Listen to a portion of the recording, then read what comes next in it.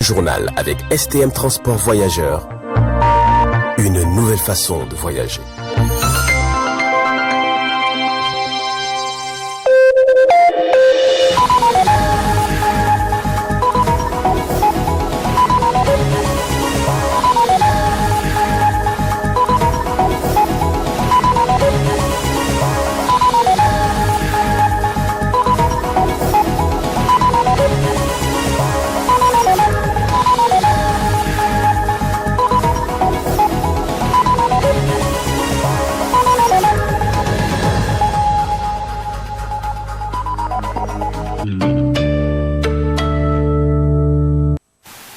Merci de rester sur Tambra Télévision. Monsieur Darmo, bonsoir et bienvenue à cette grande édition d'information consacrée à la rétroactualité de la semaine.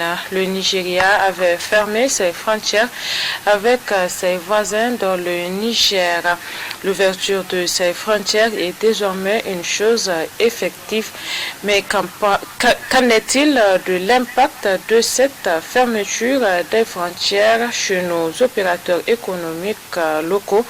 El Haj Damaradi Yakouba, président du syndicat des importateurs et exportateurs du Niger, au micro de la radio et télévision Tambara. Nous approvisionnons le Nigeria quand même par rapport à un certain nombre de choses. Donc je risque peut-être de vous risquerez de vous étonner quand je vous dirais que même le mil que nous partons racheter au Nigeria, mais le mil aussi, il part du Niger. Une partie de notre production de riz, de mil, je vais dire bien, va au Nigeria. Vous savez que tous ceux qui sont sur la frontière, et nous partageons une frontière de près de plus de 1000 km, donc c'est plus facile pour eux d'aller vers le Nigeria et vendre leur mil, et qu'après, maintenant, en temps de soudure, nous partons racheter ces mêmes mil-là.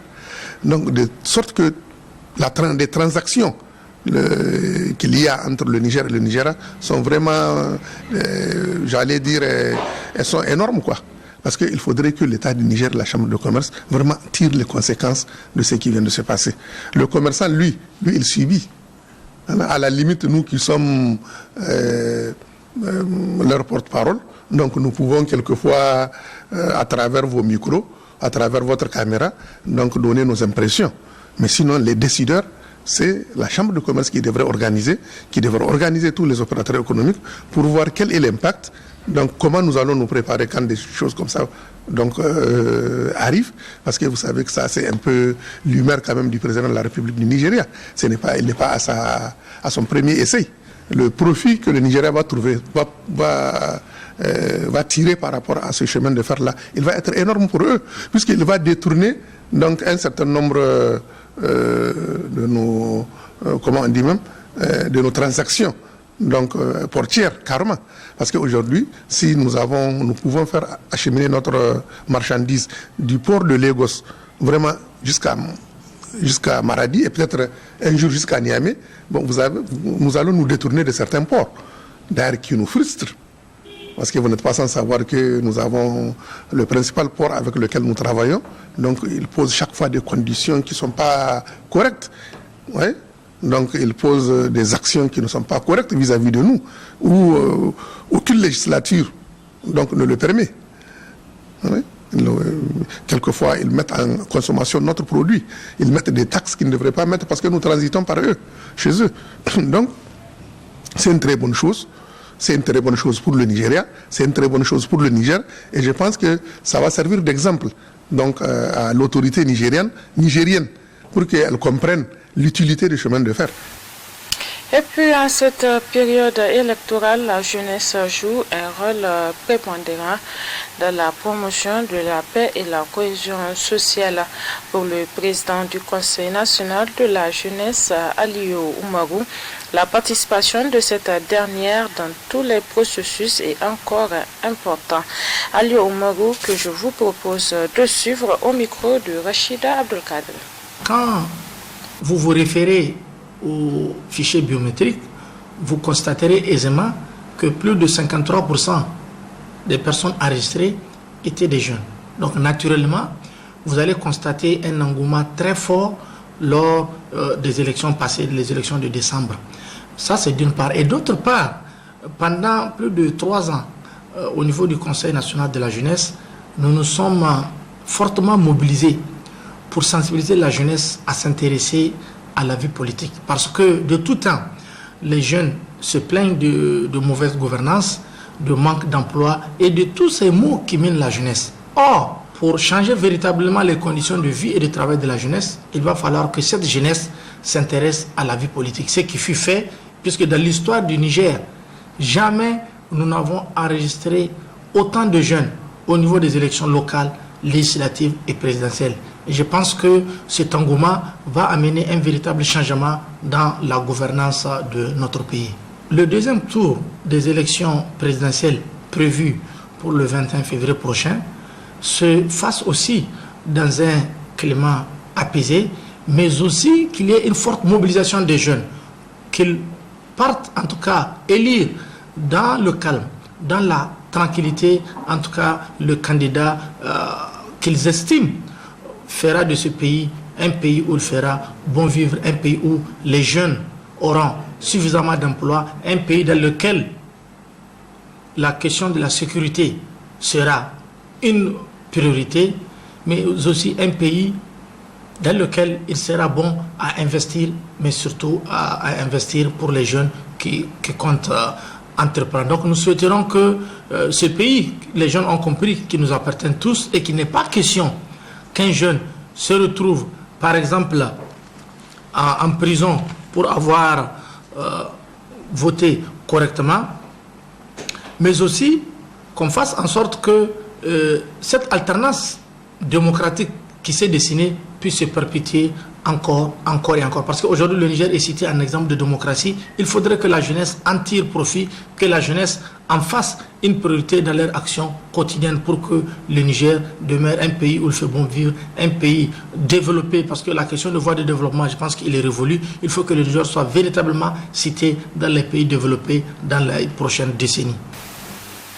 Visite mercredi dernier des responsables du studio Kalangu dans les locaux de la radio et télévision Tambara. L'objectif est de renforcer le partenariat entre le studio Kalangu et la radio et télévision Tambara, le miroir de la femme. Compte rendu à Mansani et Abdulmoumouni Abdraman.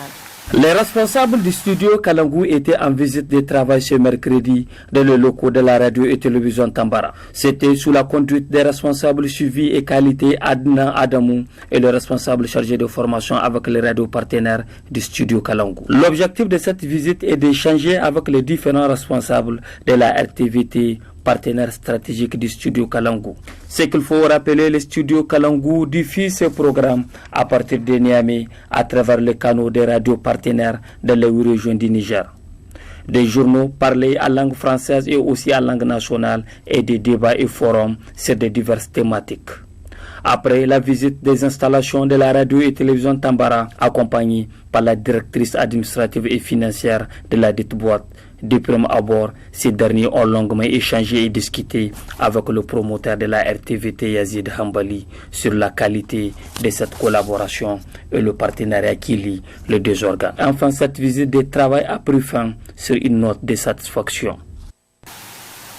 La suite de cette actualité de la semaine, le syndicat national des pharmaciens, médecins et chirurgiens dentistes Saint-Famed a entamé depuis jeudi dernier une grève d'avertissement de 48 heures sur toute l'étendue du territoire national. Constat avec Zainab Gagara et Abdulraouf Dayabou.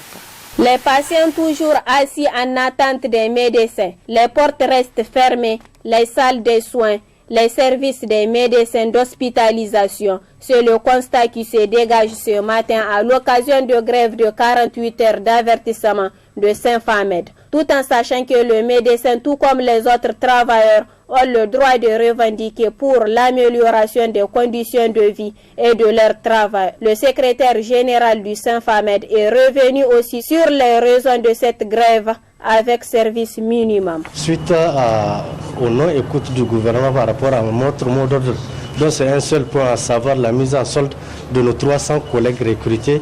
Aujourd'hui, nous avons entamé notre grève de 48 heures dont on dit c'est d'avertissement.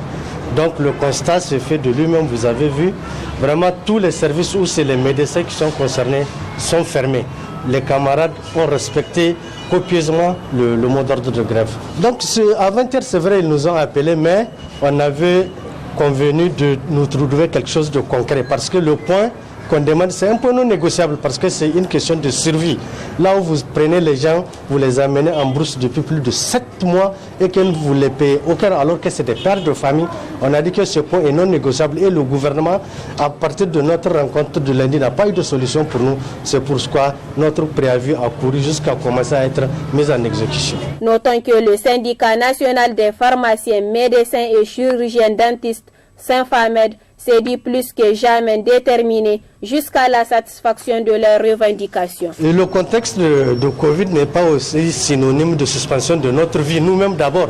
Parce qu'avant d'aller vers le Covid, il faut qu'on s'assure que nos militants puissent être vraiment en mesure d'être dans les conditions de survie et de travail. Celui qui n'a pas un revenu mensuel, un père de famille, moralement ne peut pas travailler convenablement. Nous avons demandé à la population de nous comprendre. On a dos au mur, on ne peut pas continuer à regarder l'État et que nos camarades restent sans aucun franc à chaque fin du mois. C'est une certitude mathématique dans la mesure où ils n'ont pas eu de solution. Dès demain, Inch'Allah, on va vous revenir avec un nouveau préavis, cette fois-ci pour 3 jours.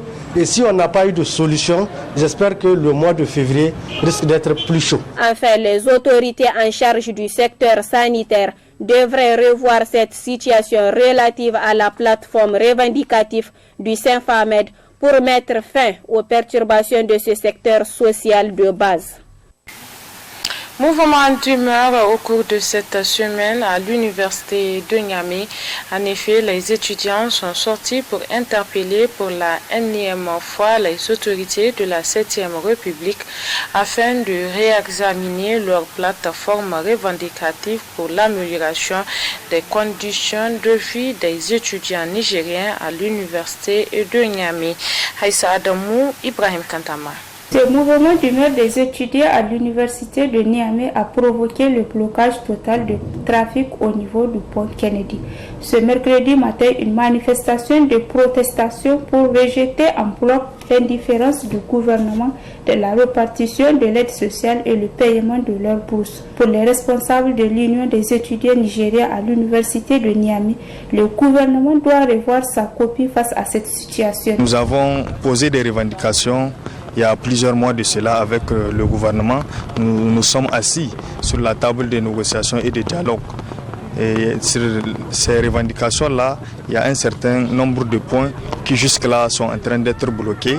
Si vous prenez aujourd'hui l'université de Niamey, est une université qui fait face à des situations de difficultés liées à son fonctionnement, notamment le système académique qui est en lien avec les questions infrastructurelles.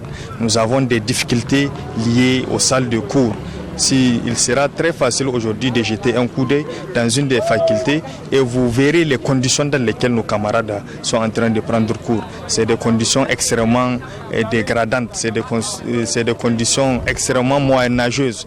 Nous estimons que nous sommes dans un pays qui doit s'intéresser à cette question-là académique pour apporter des réponses assez claires et nettes, afin que nos camarades puissent prendre des cours dans des conditions paisibles. En effet, il demande aux autorités du ministère des Enseignements supérieurs de prendre en compte toutes leurs revendications. Toutes les facultés de l'université Abdou Moumouni Niamey aujourd'hui et l'école normale supérieure ont besoin des salles, ont besoin des amphithéâtres, ont besoin des bibliothèques.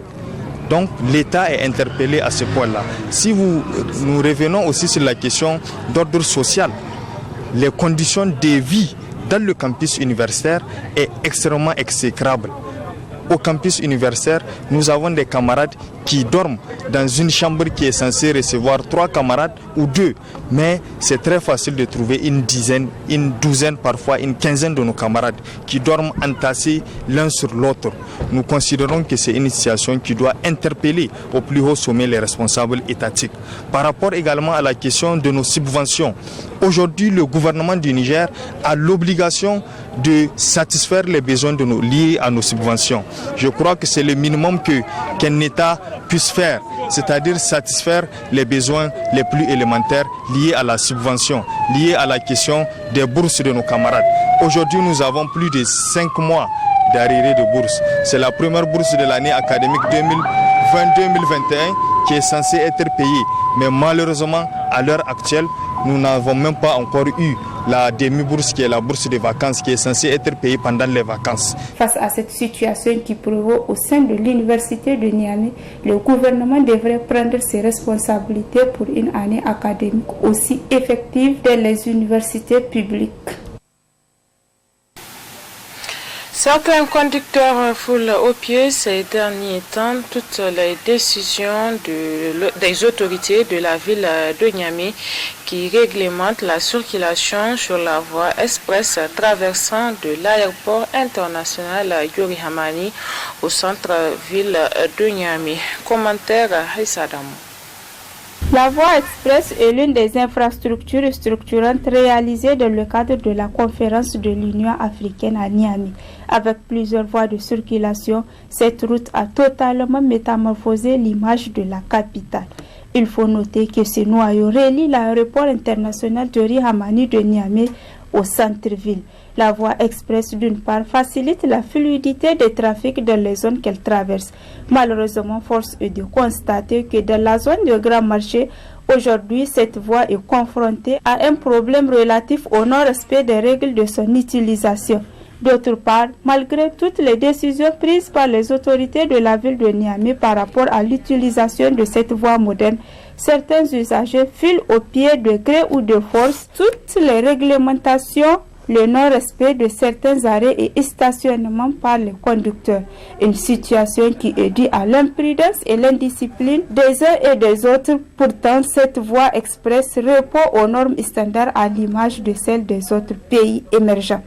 Cependant, les autorités en charge des transports devraient prendre toutes les responsabilités pour mettre fin à cette anarchie afin de rappeler les conducteurs de respecter le cadre de la route pour le bon usage de cette voie express.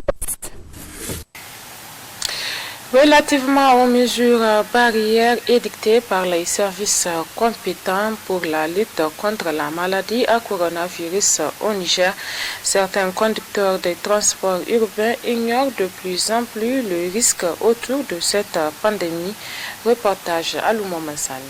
Avec la recrudescence de la maladie à coronavirus ou Covid-19, deuxième vague dans la ville de Niamey, on constate un refus total chez certains conducteurs de taxis et leurs clients, relatif au respect des mesures barrières, notamment le port des casques, le respect de la distanciation sociale sur le lieu de travail et le lavage des mains. Ce n'est pas que les taximans ne respectent pas les règles, mais au niveau de la ville de Niamey même, ce n'est pas seulement les taximans qui ne respectent pas. Mais seulement le bavette, des fois, il y a des gens qui, ça les emmerde. Et il y a des gens qui, eux, ils portent ça avant même le Covid-19. Donc maintenant, c'est au gouvernement de savoir pourquoi ces gestes barrières ne sont pas respectés. Et ce n'est pas le port du bavette seulement qui n'est pas respecté. Même le lavage des mains n'est pas respecté, même dans les services. Donc là, c'est maintenant au gouvernement de rectifier et de voir. Pour les responsables des organisations professionnelles des conducteurs de taxis, les autorités de la ville de Niamey et les services compétents devraient associer les conducteurs de taxis dans cette dynamique à travers la campagne de sensibilisation et mettre le dispositif nécessaire dans toutes les lignes de la capitale. Comment mener une campagne de sensibilisation comme la première fois? Parce que la première fois, ça a été respecté à 100%. Donc maintenant, ils n'ont qu'à essayer de voir et de revoir pourquoi est-ce que ça se passe. En tout cas, au niveau syndical, ça n'a jamais eu lieu. Et au niveau des têtes de taxi aussi, ça n'a jamais eu lieu. Et les têtes de taxi sont les endroits les plus fréquentés. Donc vous voyez, donc au niveau du ministère, ils devaient se déplacer ou bien déplacer leurs délégués, venir ici, au moins se faire leur premier geste. Même si c'est en donnant, même si c'est un paquet de bavettes. Là, nous, on sait que vraiment, on nous a contribué avec un paquet de bavettes. Là, le reste, maintenant, c'est à nous de faire le reste. Si le client a besoin de son bavette, il n'a qu'à mettre son bavette. Même nous, au niveau des taximans, il y a ceux qui portent ça, non. Je veux dire à tous les taximans que vraiment, quand il s'agit de se protéger, c'est une meilleure idée. Donc, le fait de porter le bavette, là, vraiment, c'est bon. Ils n'ont qu'à continuer, parce que chaque fois, c'est nous les taximans qui donnent l'exemple. Même pour le ceinture de sécurité, c'est nous qui avons donné l'exemple. Et maintenant pour le bavette aussi, c'est nous qui avons le droit de donner l'exemple. Les autorités de la ville de Niamey, en collaboration avec les services compétents, devraient multiplier leurs actions de sensibilisation à tous les niveaux, afin de rappeler aux travailleurs du secteur des transports de toutes les mesures édictées par le gouvernement. Parlons de l'éducation dans cette rétroactualité de la semaine, notamment de l'environnement scolaire et l'intérêt apporté sur les questions d'hygiène par les responsables d'école afin de permettre aux apprenants d'acquérir des connaissances. C'est un reportage de Haïssa Damou sur les images de Abdou Nasser Abdou. Dans les établissements scolaires, les mesures d'hygiène et de propreté régulières préservent la santé, la sécurité et le bien-être des élèves et étudiants pour leur permettre d'étudier dans les meilleures conditions. L'école, c'est aussi un environnement sain d'apprentissage. Cependant, force est de constater, beaucoup de gens ignorent la notion de l'entretien de l'environnement. Un environnement propre évite les maladies aux enfants. Quand l'enfant est malade, ça joue sur sa scolarité. Et c'est le plus souvent un environnement malsain qui amène des maladies aux enfants. Donc la propriété, en tout cas, c'est primordial. Un bon environnement peut-il avoir l'impact sur la motivation des élèves pour acquérir les connaissances? Un bon environnement a beaucoup de répercussions sur la qualité de l'éducation. Parce que quand l'enfant évolue dans un bon environnement, il est d'abord à l'aise, il y a moins de risques qu'il contracte des maladies. Et aussi, c'est pourquoi d'ailleurs nous devons mettre l'accent sur l'éducation environnementale. L'école doit être un cadre où l'enfant doit apprendre à connaître son environnement afin de mieux le protéger. Dans l'environnement scolaire, l'éducation et l'hygiène ont pour objectif de faire évoluer les comportements et donner la chance aux apprenants de travailler dans les conditions optimales et de comprendre la base sur les questions de responsabilité et de la propriété à l'école. Sur tout un autre plan, la célébration des cérémonies demande de plus en plus des moyens pour certains, malgré que les cérémonies sont des unions sacrées recommandées par notre religion. Notre stagiaire Aboubakar Abdou et Abdulmoumouni Abdraman nous en disent davantage. En cette ère du XXIe siècle, un moment où le monde est devenu un village planétaire, on constate avec amertume parfois des dépenses ostentatoires lors des cérémonies de mariage dans notre société. Des jeunes, notamment au Niger, sont concernés par cette question lors de leur mariage. Pourtant, le mariage est une union sacrée qui ne suscite pas d'un gaspillage comme recommandé par notre religion en Afrique. Quelque part, ce n'est pas véritablement à condamner. Mais lorsque ça dépasse les normes, ça dépasse ce qui est normal, ça devient autre chose. C'est comme si on veut s'imposer, on veut montrer aux autres qu'on a. En un mot, on se compare aux autres et ça frustre les autres. Et c'est cette frustration qu'il faut chercher à éviter. Ce n'est pas parce qu'on a invité des gens et que c'est une occasion qu'on a et qu'on trouve maintenant de leur montrer ce qu'on a. Et souvent, en vérité, les gens ne possèdent même pas ce dont ils font preuve posséder. Ils font de l'ostentation pour montrer justement, voilà ce qu'ils sont. En fait, un peu du faux, pour montrer aux autres qu'ils ont une place importante dans la société. Alors qu'en réalité, ce n'est pas de ça qu'il s'agit. Si vous avez des biens, partagez avec les pauvres, donnez aux autres. C'est là où on saura réellement vraiment votre capacité de réussite sociale. Mais si tant est que vous invitez les gens, mais vous leur montrez que vous avez beaucoup de moyens et vous les frustrez ainsi en faisant des mécontents parmi eux, je pense qu'il y a un problème.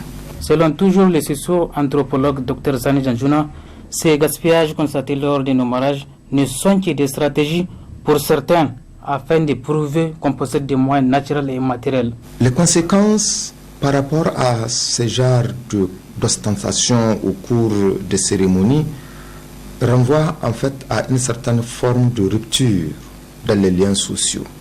Ça crée une scission entre les riches et les pauvres. Et ça frustre, comme je l'ai dit, les pauvres. Les pauvres se sentent diminués. Tandis que les riches, eux, ils vont continuer à exploiter cette frustration pour montrer une certaine forme de rupture. Comme si il y a une classe des pauvres et il y a une classe des riches. Comme si il y a un Niger des pauvres et un Niger des riches. Et surtout, ça donne lieu à tout commentaire. L'origine de vos richesses, les gens sont libres d'interpréter ça comme ils veulent. Parce que souvent, si c'est gagné à la sueur du front, c'est rare que les individus procèdent à du gaspillage. Mais lorsque c'est du vol, lorsque c'est vraiment des trucs qui viennent de l'escroquerie ou d'une certaine manière, en tout cas illicite, ça renvoie justement à cette capacité à dépenser vraiment sans compter. Ce qui est important, c'est de chercher le juste milieu sans pour autant procéder à l'ostentation pour se montrer en frustrant les autres. Enfin, les mariages dans notre société nécessitent plus de dépenses au-dessus de nos moyens. Les autorités coutumières auraient de lourdes responsabilités afin de sensibiliser et cadrer aussi certaines pratiques qui ne répondent pas à nos réalités. Parlons de la culture pour clore cette rétrospective de la semaine avec la diversité culturelle dans notre pays, un facteur aussi important qui contribue à la cohésion sociale. Reportage Aïchatou Aboubakar Abdelraouf Dayabou. Le mariage entre les différentes communautés et tribus, le brassage des langues locales et même des cultures sont entre autres les éléments qui définissent la diversité culturelle dans notre société au Niger. Cette diversité tant pratiquée par nos ancêtres a aussi contribué dans la promotion de la culture du pays, pour ne citer que cela. Au Niger, tout le monde sait que le slogan c'est « tous d'un même père, d'une même mère » et c'est le Niger qui gagne. Nos autorités ont toujours lutté pour que cette cohésion soit. Et la cohésion marche, vous avez bien fait de le dire, parce que nous avons une solidité culturelle qui fait que cette cohésion-là puisse être ancrée. Et c'est dû à la diversité, effectivement. C'est dû à la diversité étant donné que des indépendances à aujourd'hui, tous nos chefs d'État qui se sont relayés ont toujours mis l'accent sur, n'est-ce pas, la mise en exergue de cette diversité culturelle-là, qui fait que de l'Est à l'Ouest, du Nord au Sud, les populations ont toujours des occasions de brassage. Vous n'êtes pas sans savoir qu'au temps des indépendances jusqu'à l'avènement des militaires au pouvoir, il y avait toujours eu la semaine de la jeunesse. La semaine de la jeunesse qui permettait à toutes les couches socio-culturelles du Niger de se retrouver dans une des régions du pays pour sympathiser. Et les liens se soudaient. Était arrivé le CMS, c'est-à-dire le régime des militaires avec à leur tête le feu général Séni Kounché, qui a mis l'accent sur cette cohésion-là. En faisant quoi? En créant le Festival national de la jeunesse, parce que nous parlons de diversité culturelle par rapport à la cohésion sociale. C'est pourquoi les gouvernements d'antan, particulièrement les autorités de la 7e République, à travers le ministère de la Renaissance culturelle et la modernisation sociale. Plusieurs actions ont été entreprises dans le but de promouvoir la culture, le bien-être et la cohésion sociale. De brassage en brassage, les jeunes de tous les coins du Niger se sont mariés les uns contre les autres, qui fait que les familles se sont confondues. Et ce qui fait que, au plan ethnique et social, il n'y avait plus de différence en fait entre les ethnies. À un moment donné de l'histoire du Niger, c'est comme si le Niger n'a qu'une seule ethnie. Le Haoussa s'est marié avec la Zarma s'est marié avec le Toubou s'est marié avec le Touareg et ainsi de suite. Il y a eu ce brassage-là. Et au plan culturel, nous parlons d'une même voix. Aujourd'hui, que ce soit sur vos télés, sur vos radios, qu'il y ait un événement, vous avez compris, ça se relaie dans presque toutes les langues, comme si c'était une seule langue. Et nous allons continuer à mener notre Niger de cette manière-là, Inch'Allah. C'est pour dire que la diversité culturelle est vraiment un socle solide pour la cohésion sociale. Ça, il n'y a même pas de doute à se faire là-dessus. La diversité culturelle fait partie des facteurs qui contribuent sans nul doute à la cohésion et à la quiétude sociale dans notre société. Cependant, le gouvernement devrait accompagner cette dynamique dans ses politiques sur la culture du civisme d'autre part. Et c'est la fin de cette rétrospective de la semaine sur Tambara Télévision. Merci à vous de l'avoir suivi. Passez d'excellents moments en compagnie de nos programmes et surtout, bon début de semaine. Au revoir.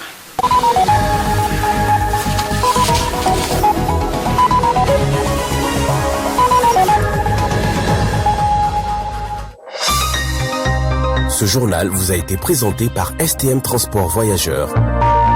Une nouvelle façon de voyager.